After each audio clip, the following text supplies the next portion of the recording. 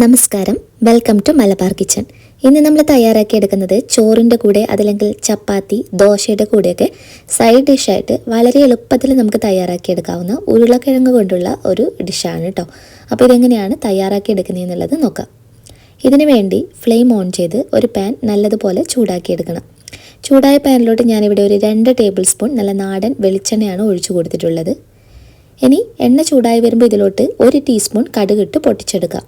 കടുക് പൊട്ടി വരുന്ന സമയത്ത് ഇതിലോട്ടേക്ക് നമുക്ക് ഒരു 1/4 ടീസ്പൂൺ അളവിൽ വലിയ ജീരകം അഥവാ നമ്മുടെ പെരിഞ്ജീരകം, പിന്നെ ഒരു 2-3 വറ്റൽമുളക്, ഒരു തണ്ട് കറിവേപ്പില, 4-5 വെളുത്തുള്ളി കൂടി ഇട്ട് കൊടുത്തതിന് ശേഷം എണ്ണയിലിട്ട് ചെറുതായിട്ടൊന്ന് മൂപ്പിച്ചെടുക്കണം. കുറഞ്ഞ സെക്കൻഡ് എണ്ണയിലിട്ട് ഇതുപോലെ ഒന്ന് ചൂടാക്കി എടുത്താൽ മതി.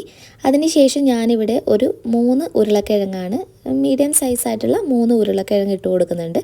ചെറിയ കഷ്ണങ്ങളായിട്ട്, ഒത്തിരി ചെറിയ കഷ്ണങ്ങളായിട്ട് മുറിച്ചെടുക്കണം എന്നില്ല. എന്നിട്ട് ഇത് എണ്ണയിലിട്ടിട്ട് ഒരു 2 മിനിറ്റ് ഹൈ ഫ്ലെയിമിലിട്ടിട്ട് ഇതുപോലൊന്ന് മിക്സ് ചെയ്തെടുക്കണം കേട്ടോ.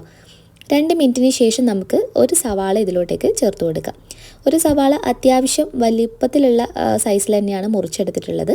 ആ ഒരു സമയത്ത് തന്നെ ഇതിലോട്ട് 1/4 ടീസ്പൂൺ മഞ്ഞൾപ്പൊടി, 1 ടീസ്പൂൺ അളവിൽ മുളക് പൊടി, 2 ടീസ്പൂൺ മുഴുവനായിട്ട് മല്ലിപ്പൊടി, പിന്നെ നമുക്ക് ഇതിലോട്ടേക്ക് 1 ടീസ്പൂൺ മുഴുവനായിട്ട് കുരുമുളക് പൊടി ഇട്ട് കൊടുക്കാം.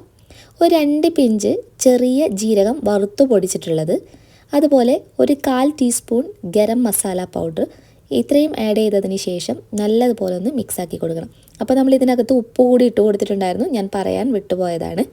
മസാലകളൊക്കെ ചേർത്തതിന് ശേഷം ഈ ഉരുളക്കിഴങ്ങും ഉള്ളിയൊക്കെ നല്ലതുപോലെ മിക്സാക്കി അടച്ചു വെച്ച് കുക്ക് ചെയ്തെടുക്കണം. അപ്പോൾ ഇടയ്ക്കിടയ്ക്കൊന്ന് ഇളക്കി കൊടുക്കാൻ വേണ്ടിയിട്ട് ശ്രദ്ധിക്കുക.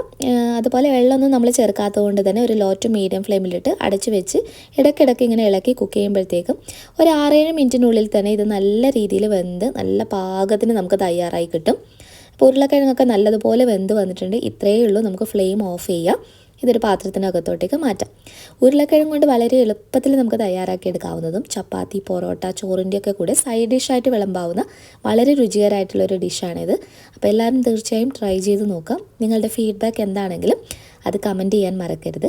നെക്സ്റ്റ് വീഡിയോയിൽ നമുക്ക് നല്ലൊരു റെസിപ്പി ആയിട്ട് വീണ്ടും കാണാം. അതുവരെ ടേക്ക് കെയർ, ബൈ ബൈ.